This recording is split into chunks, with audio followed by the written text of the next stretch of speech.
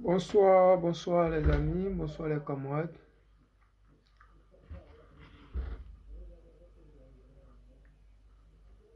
Connectez-vous.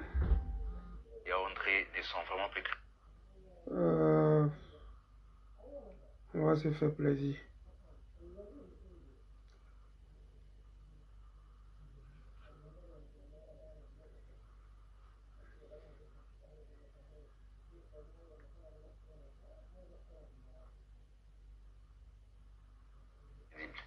Euh, enfin, demain, il... Bonsoir, connectez-vous, connectez-vous, je vais partager le temps que vous vous connectez, c'est important. Je fais tard, je sais que ceux qui doivent dormir ont commencé à dormir. Et les noctambules comme nous sommes toujours là. Voilà, ce qui est dit est dit.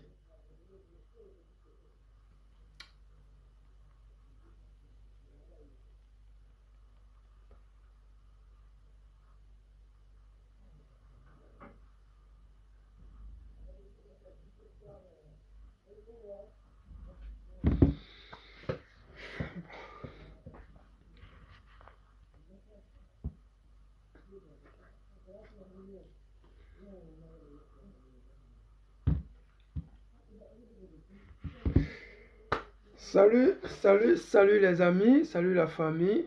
Moi, c'est le président Lota. Je m'invite ce soir chez vous à travers vos différents réseaux sociaux pour vous apporter ma contribution dans la lutte ivoirienne et particulièrement la lutte panafricaine. Cette lutte panafricaine qui a fait assez de morts, de déplacés, de guerres et de prisonniers politiques. À l'heure où je suis en train de vous parler, nous avons Togo Blé qui est pris en otage par la Draman Ouattara et la France-Afrique. Mais ce soir, je voulais vous parler du président Gbagbo Laurent et surtout du camarade Steve Biko qui est dans une situation un peu bizarre que je ne comprends pas, mais j'espère que Dieu va lui venir en aide. Mais les amis, écoutons un peu ces personnes-là parce que il n'y a pas si longtemps que de cela, il y a certaines personnes qui disaient des choses méchantes sur le président Laurent Gbagbo et qui faisaient passer les rêves pour des réalités. Mais aujourd'hui, quand on les voit s'exprimer sur les plateaux de télé, on a l'impression que la donne a changé. On a l'impression que la vérité les a aidés à retrouver leur chemin dans le noir. Parce qu'en Côte d'Ivoire, aujourd'hui, les gens sont dans les ténèbres totales. Mais, sans trop tarder, je vais vous faire écouter la vidéo de André Sylvain Conan. C'est de lui il s'agit. Ces personnes-là qui avaient traité le président Gbagbo Laurent de tous les noms. Mais, on a l'impression qu'ils ont commencé à être lucides. Mais bon, c'est la faute à qui? C'est la faute à la vérité. Parce que la vérité, elle ne perd pas le temps. Elle prend son temps, mais elle va arriver. Voilà, nous sommes en train d'arriver. Les amis, écoutons le gars et n'oubliez pas de partager, s'il vous plaît. Mon frère Bruno Zier, sois salué, camarade. Soyez tous salués, vous qui êtes là, et partagez le direct, s'il vous plaît. Parole pour moi de Paul Yaoundé ne sont vraiment plus crédibles. Demain, il pourra encore dire qu'au moment où il disait qu'il était possédé, il était encore sous emprise satanique. Donc, honnêtement, pour moi, les hommes de droit qui disent une chose les jours pairs et une autre les jours impairs, ça ne vaut rien du tout. La deuxième chose, c'est que l'article 54 dont il parle ne concerne vraiment pas le sujet pour lequel nous sommes en train de discuter aujourd'hui, à savoir le braquage ou la réquisition de la BCAO. On n'était plus en élection. L'élection, c'était le 28 octobre 2010 au premier tour. Le deuxième tour, c'était le 28 novembre 2010.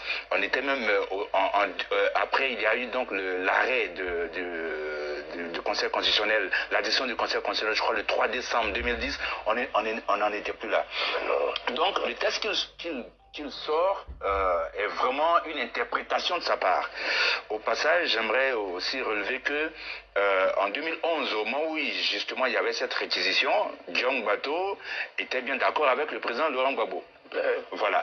Donc Ça, c'est ce que je voulais dire dans la forme. Je suis plus d'accord avec lui. Là, oui, vu que les positions à géométrie variable, bon, voilà. Okay. Et donc, l'autre aspect que j'aimerais relever, c'est que... Mais, dans ses propos-là, il a touché beaucoup de personnes. Hein. C'est-à-dire que là, il a parlé en même temps de Blé Goudé, qui à l'époque était sous l'emprise ou sous le charme du président Laurent Gbagbo, et aujourd'hui est devenu lucide. Oui, mais maintenant, là, les Diong Bateau, comme ils mangent avec Alassane Draman Ouattara, comme ils détournent l'argent des enfants, des orphelins, et puis ça ne va pas qu'il n'y ait pas. Parce qu'au Dramanistan, plus tu es médiocre, plus tu es voleur, plus tu es assassin, tu es le bienvenu dans la société. Parce que celui qui a une prison sur sa tête et puis se promène, c'est celui-là qui est le bienvenu dans le gouvernement d'Alassane Draman Ouattara, dans ce pays-là où on invite des voleurs, des violeurs sur des plateaux télé. Les amis, on continue parce que ces gens-là, ils veulent toujours falsifier l'histoire. Même si ces personnes-là reviennent eux-mêmes et dire aux Ivoiriens sur les plateaux de télé des rebelles, la vérité, nous autres, on ne fait que montrer et faire écouter ça aux gens. Parce que c'est important. Nous sommes là matin, midi, soir, à dire aux Ivoiriens, aux Africains, que le président Laurent Gbagbo n'est pas responsable de tout ce dont on l'accuse. Mais les gens pensent que c'est parce que nous sommes des adeptes, c'est parce que nous sommes possédés, c'est parce que nous sommes, je ne sais pas quoi. Mais quand ces personnes-là vivent au Dramanistan et eux-mêmes disent ces gens de vérité, nous autres, ça nous réconforte. Parce que c'est facile de montrer ce que dit ton adversaire te concernant. Donc, on continue. On était dans un contexte où, d'un côté, il y avait ceux qui estimaient avoir gagné, de l'autre, ceux qui estimaient aussi avoir gagné. Mais autant on reproche des choses au président Laurent Gbagbo, au camp du président Laurent Gbagbo, autant le camp du président Laurent Gbagbo a aussi des choses à reprocher au camp du président Alassane Ouattara. Rappelez-vous, l'embargo sur les médicaments. Il y a eu des choses dans les deux cas. Il ne faut pas dire qu'il y a eu des choses, il y a eu des morts. Qui va juger ces personnes-là? Parce que même actuellement en Ukraine, la guerre qui se passe, ils n'ont pas mis l'embargo sur les médicaments. Actuellement, même quand la Russie est sous embargo, ils n'ont pas mis l'embargo sur les médicaments. En Russie, il y a certaines choses qui vont, malgré que la Russie a attaqué l'Ukraine. Mais malgré que les gens sont criés partout, oh, c'est grave, c'est monté, c'est descendu. Mais ils n'ont pas fait ce genre d'action-là. Mais Draman Ouattara et ses rebelles, mais ils ont mis les Ivoiriens à genoux. Ils ont tué des Ivoiriens dans les hôpitaux. Ils ont fait du massacre de la population ivoirienne, leur âme de guerre. Ils ont humilié la Côte d'Ivoire. Et nous autres qui avons vu ça, on a mal au cœur. Mais on vous dit ça, mais vous êtes là en train de nous raconter les bêtises sur les plateaux télé. Écoutez les amis. Mais aujourd'hui, nous sommes en 2023. Merci. Il faut qu'on se pose une question essentielle. Qu'est-ce qu'on veut vraiment pour la Côte d'Ivoire? Mais honnêtement, dernièrement sur votre plateau ici, j'ai dit, le PPACI aurait pu dire, ok, on va faire comme le RDR. Laurent Gbagbo sera candidat à la mairie de Yopougon. Vous pensez qu'on pourra gérer cette crise comme ça? Non. Qu'est-ce qu'on veut pour la Côte d'Ivoire? Pour une petite affaire. On explique, on va faire comme le RDR. C'est-à-dire que le RDR, là, ils ont pris des armes, ils ont pris Abobo en otage, et puis ils ont avancé un peu jusqu'à ce qu'ils sont arrivés au palais présidentiel. Donc si on veut faire comme le RDR, et que Yopougon, c'est Yopougon de Gbagbo, on prend Yopougon, et puis à partir de Yopougon, là, on crée une rébellion, une zizanie, et puis on avance un peu, parce qu'au plateau, il y a des Ivoiriens, à Cogodi, il y a des Ivoiriens, on va envahir comme ça un peu, on va créer la chienlit en Côte d'Ivoire de toute sorte que tous ces Français qui ont investi des milliards pour bouffer l'argent du contribuable ivoirien, pour faire souffrir, esclavagiser les Ivoiriens, ils vont finir par se retirer de la Côte d'Ivoire. Et la misère va revenir en Côte d'Ivoire. Mais l'objectif du président Laurent Gbagbo, ce n'est pas de faire souffrir les Ivoiriens. Comme il a dit la fois passée, il veut léguer à la Côte d'Ivoire une politique saine. À la Côte d'Ivoire où il y a des élections, où il n'y a pas de mort. C'est ça qui est la vérité. Ceux qui ne savent pas, ceux qui ne comprennent pas, ils pensent que le président Laurent Gbagbo ne peut pas prendre en otage Yopougon, ne peut pas prendre en otage Plateau, ne peut pas prendre en otage la Côte d'Ivoire. Il peut le faire. Mais quand tu veux léguer quelque chose à tes enfants, tu n'es pas celui qui va casser tout. Tu ne peux pas léguer quelque chose que tu as déjà cassé. C'est ça la réalité. Donc c'est pour cela que nous souffrons. C'est pour cela que nous autres là, on accepte de sortir matin, midi, soir et d'expliquer aux gens, montrer des vidéos aux gens pour ramener à la raison ces personnes qui étaient parties et qui pensaient que le président Laurent Gbagbo était le diable. Ces personnes-là sont en train de revenir un peu, un peu. C'est ça la politique. La politique, c'est les idées. Ce n'est pas la force, ce n'est pas la rapidité, ce n'est pas la violence. C'est le temps que les idées prennent pour arriver là où elles doivent arriver. Les idées du président Laurent Gbagbo ont fait plus de 50 ans avant d'atteindre nous autres nos oreilles. Parce que nous autres, quand on était jeunes, nos parents nous disaient « Oh, Gbagbo là, lui, ne va jamais arriver au pouvoir. Il est trop pauvre. » Quand on est pauvre, on ne fait pas la politique.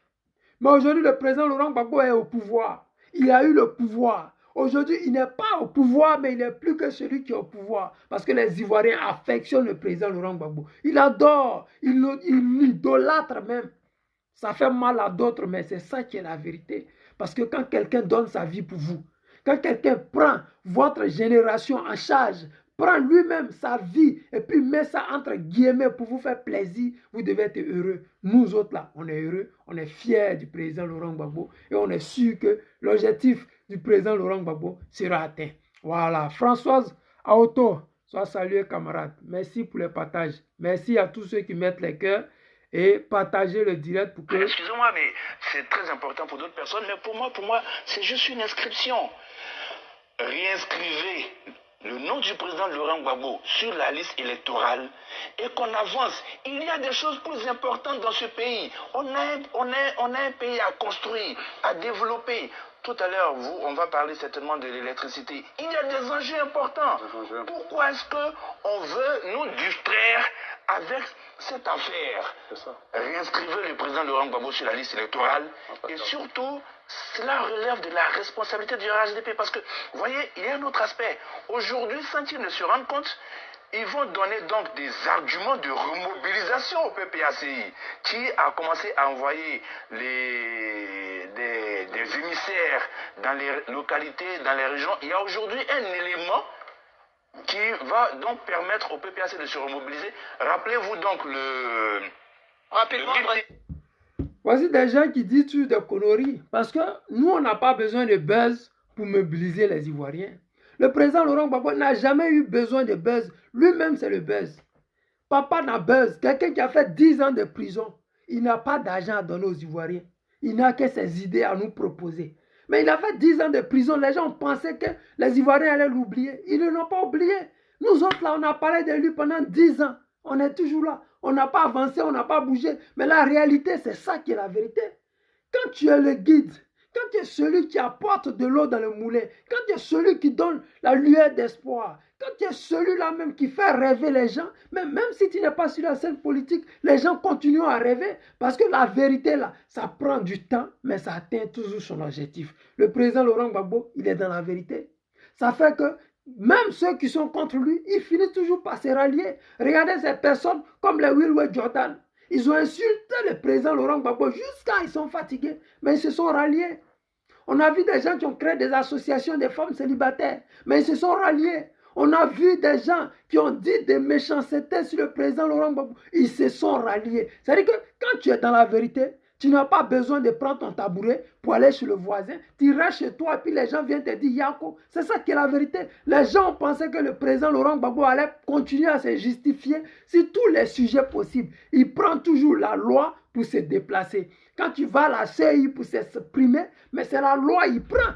Quand il dit aux Ivoiriens, j'ai jamais volé, j'ai jamais pris quoi que ce soit, à qui que ce soit, mais c'est la réalité.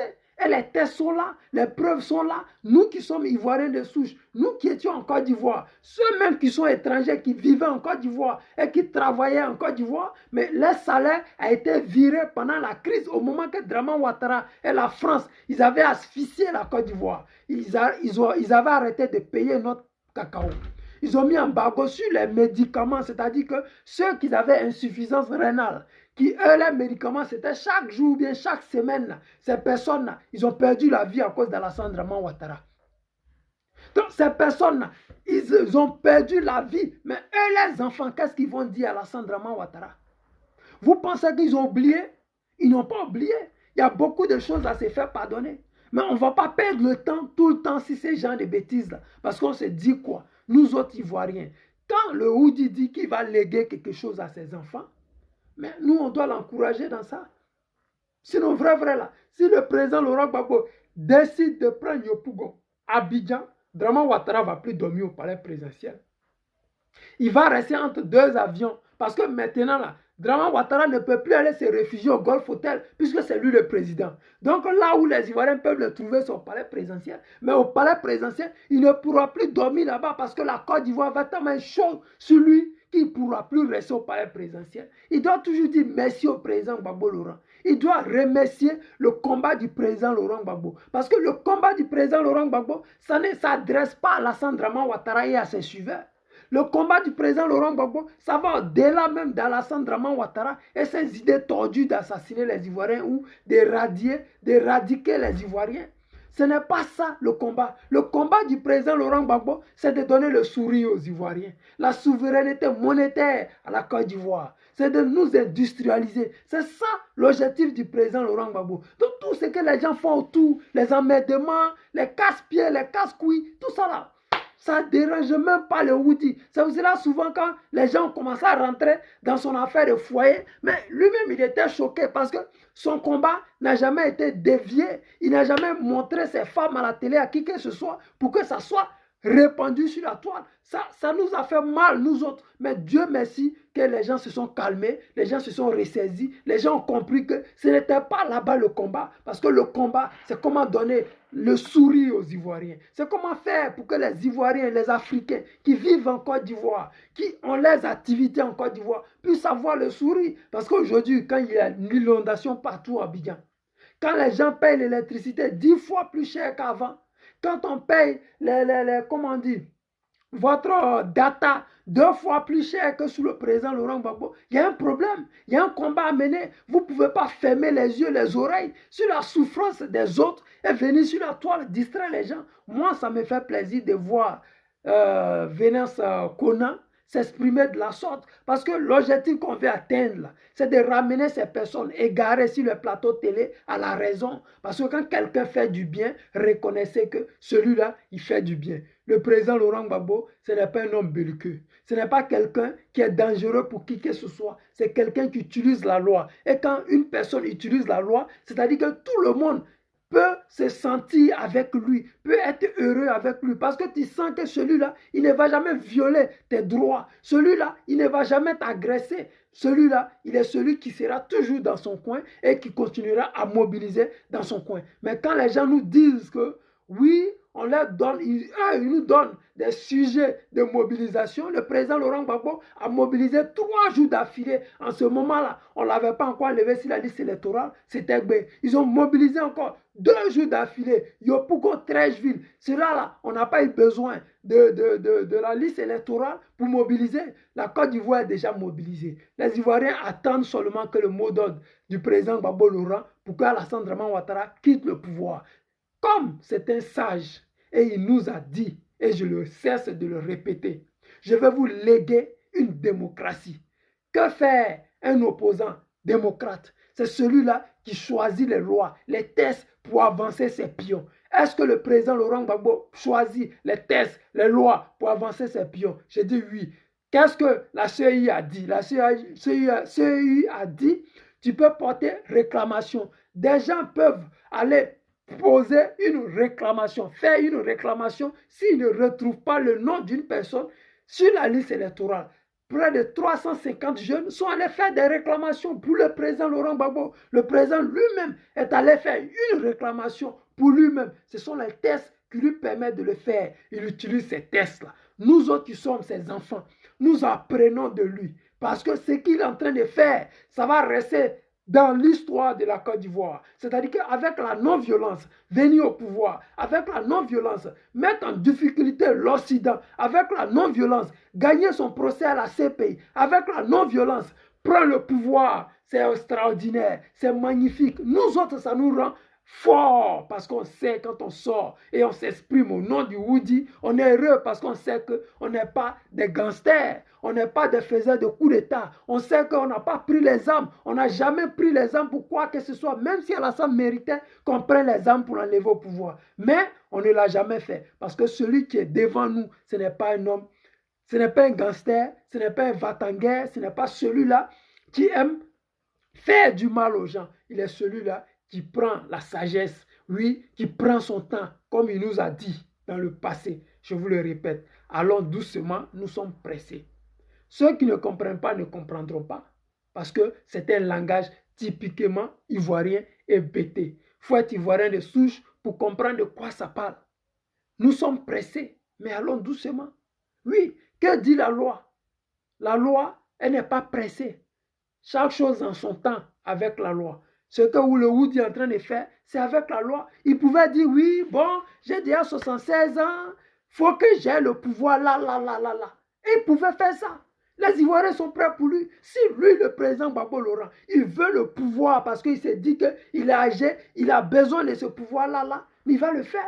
Alassane Ouattara avait dit, j'attendrai pas 5 ans pour frapper ce pouvoir moribond. Parce qu'Alassane Ouattara, il avait peur, il n'avait pas confiance en lui, il ne pouvait plus tenir parce qu'il avait trop endetté, pris des crédits de partout, mais il ne pouvait plus attendre. Fallait qu'il organise une rébellion. Et pour ça, il fallait avoir l'accord de la France. Parce qu'aujourd'hui, la France est en train de gagner parce qu'elle a utilisé les armes pour instaurer Alassane Draman Ouattara au pouvoir. Elle a utilisé les armes pour instaurer la chienlit en Côte d'Ivoire. Mais aujourd'hui, ils sont en train de profiter. Parce que quand il y a un contrat de pétrole, la baleine, en temps normal, elle devait nous donner 1 million de barils par jour. On donne ça aux Italiens à 90% et puis 10% pour nous. C'est la honte. Ces gens de contrats minables, ce n'est qu'Alassane Draman Ouattara qui peut le signer. Mais il le signe pourquoi? Parce qu'il était endetté quand il venait au pouvoir. Il le signe parce qu'il doit. Il ne peut pas aller avec les Ivoiriens pour conquérir le pouvoir. Il ne peut pas utiliser le verbe pour conquérir le pouvoir. Il ne peut pas user du temps pour conquérir le pouvoir. Parce que le temps ne joue pas en sa faveur. Il n'est pas ivoirien. Les Ivoiriens ne l'aiment pas. Il n'a pas d'idée. Il ne connaît pas la politique. Il ne sait pas c'est quoi faire la politique. Mais c'est dommage parce qu'il fait de la propagande. Je suis doctorant, je suis docteur, je suis celui qui a relevé près de 25 pays. Il est arrivé en Côte d'Ivoire. Dites aux Ivoiriens, quel est le domaine d'activité qui a émergé sous le pouvoir d'Alassane Draman Ouattara? Montrez un seul domaine en Côte d'Ivoire, lui l'économiste, le super génie qui a développé 25 pays du monde entier. Montrez-moi un seul domaine en Côte d'Ivoire, à part les ventes de cocaïne qui ont augmenté, à part la prostitution qui a augmenté, à part les déguerpissements qui ont augmenté. Dites aux Ivoiriens quel est le domaine d'activité où Alassane Draman Ouattara a émergé réellement. Westless, oh mon frère Iqba, ça salue depuis l'Italie. Ah, le 26 Oulé, Prési, ça salue. Surtout saluez vous qui êtes là. Partagez le direct parce que c'est important. Il faudrait qu'on dise à ces personnes égarées là que le Woody prend son temps.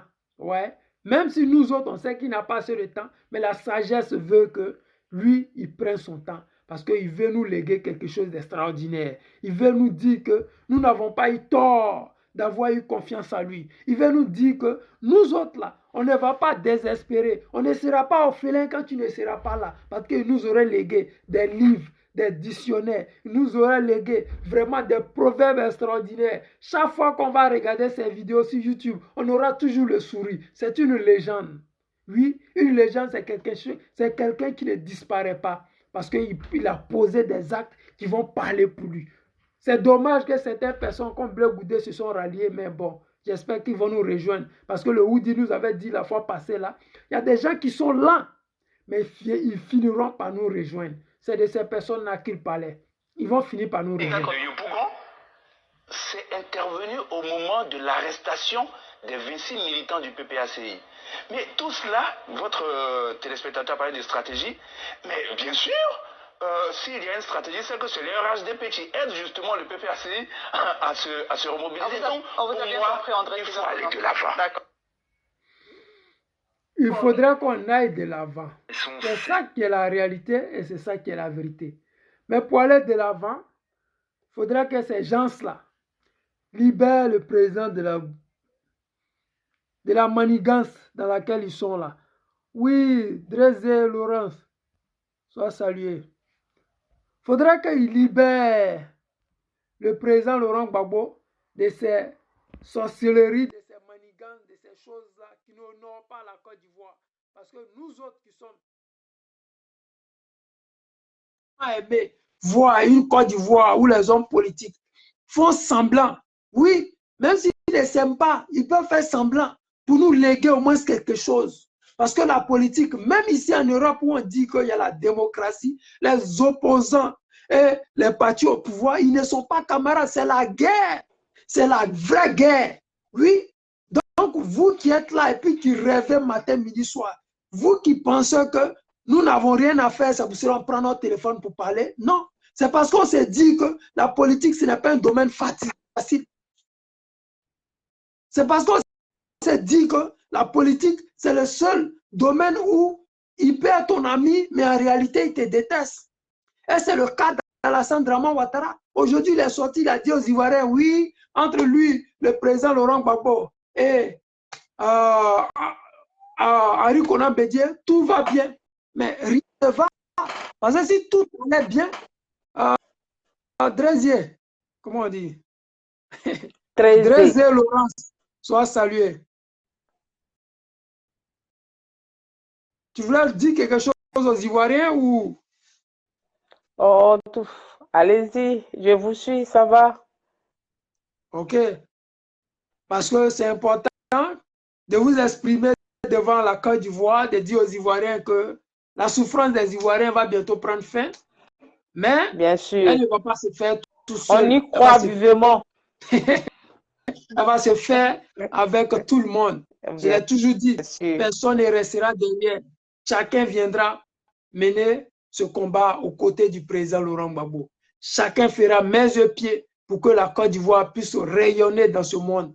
Oui, chacun fera main et pieds pour que le président Laurent Gbagbo ne soit pas humilié inutilement, n'ait pas été, je ne sais pas, sorti des cendres des bombes françaises pour rien. Vraiment. Celui-là, il va retrouver le sourire. Mais c'est nous qui allons lui donner ce sourire-là. C'est ces Ivoiriens qui regardent ces vidéos-là qui vont redonner le sourire au Woody de maman. Parce qu'ils le méritent. Nous, les Ivoiriens, nous le méritons. Parce que nous sommes fiers de notre nation.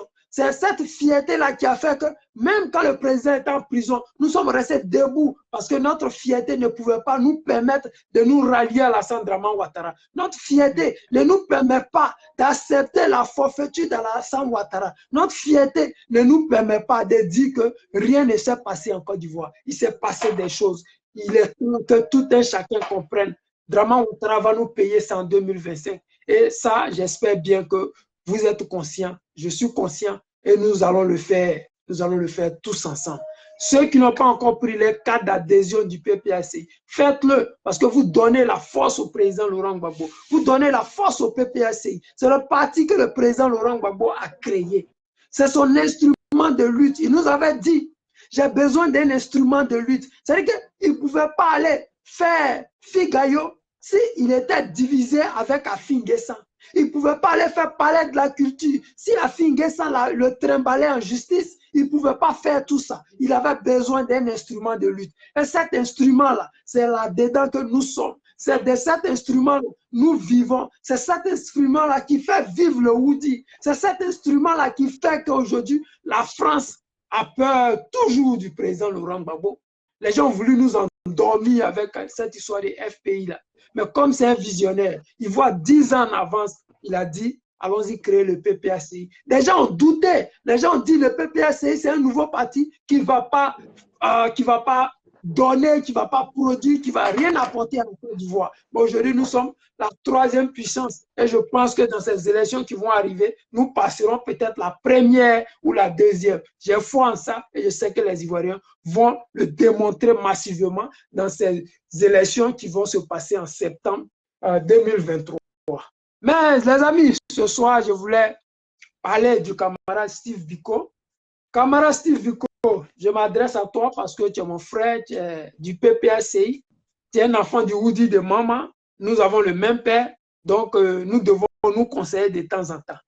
Donc j'espère bien que le voice que j'ai écouté tout à l'heure te concernant, c'est-à-dire que là où le FSB de, comment on appelle ça là même, la DST de la Mauritanie te demande d'arrêter de faire les vidéos contre Alassane Draman Ouattara, je pense que il serait mieux pour toi de quitter ce pays-là. Parce que, je prends mon exemple, ceux qui me suivent sur les réseaux sociaux vous diront, je suis allé à l'immigration, et l'immigration m'a dit que si Alassane Draman Ouattara décide qu'on te ramène au pays, on va le faire. Parce qu'on ne veut pas mettre en palabre nos deux pays, parce que le pays nous rapporte la collaboration entre la Russie et la Côte d'Ivoire nous rapporte plus que toi. Donc toi, on peut te sacrifier facilement. Tu as des enfants, tu ferais mieux d'arrêter la politique, tu ferais mieux de critiquer Alassane Draman Ouattara, tu ferais mieux de la fermer et d'arrêter de faire la politique. Il dit que ce n'est pas officiel, mais c'est lui, c'est son avis qu'il me donne. Et ton message que tu envoies, c'est la même chose que tu disais. La DST mauritanienne te demande d'arrêter de faire les vidéos sur Alassane Draman Ouattara et de te ranger. Mais le combat là, la question que j'ai posée au gars à l'immigration, je lui ai demandé, est-ce que lui, il serait fier de voir la Russie appartenir à Azerbaïdjan, à Ouzbékistan ou à, je ne sais pas, à la France? Il m'a dit non. Je lui ai dit, mais quel sera ton objectif? Quel sera ton combat? Il dit, je vais me battre. Mais si tu vas te battre, tu penses que je ne le fais pas? Il dit, mais tu peux le faire, mais tu peux aller le faire chez toi, dans ton pays. Mais j'ai dit, même si dans mon pays, on me donnait l'opportunité de m'exprimer, je pense que je serais parti. Mais je lui ai donné des exemples. Et il a vu tout ça, mais il m'a dit, tu vois, je suis conscient de ce que tu dis, mais la réalité politique est tout autre. Donc, le conseil que je peux te donner, comme José l'a dit, conseil ne conseille pas, c'est conséquence du conseil. Donc, pour l'instant, moi, ce que je peux faire, c'est de te demander de quitter la Mauritanie. Parce que si tu ne le fais pas, c'est mieux que tu te rallies ou bien que tu changes d'activité. Parce que dès que les gens, là, ils ont commencé déjà à mettre les gammes sur toi, ils ne vont pas te laisser jusqu'à ce qu'ils aient atteint leurs objectifs. Donc, à toi de voir. Si tu penses que tu peux continuer à vivre comme ça, ok, mais j'aurais quand même essayé. Les amis, merci d'avoir suivi ce direct. Merci à tous ceux qui mettent les cœurs. Merci vraiment à toutes ces personnes qui étaient là, connectées en direct. Je vous dis merci d'avoir suivi ce direct. Et moi, vraiment, ça me fait plaisir de savoir qu'il y a des Ivoiriens qui tiennent au président Laurent Gbagbo. Il y a des Ivoiriens qui tiennent à ce combat-là. Parce que ça ne nous rapporte rien, mais ça nous apporte un lueur d'espoir.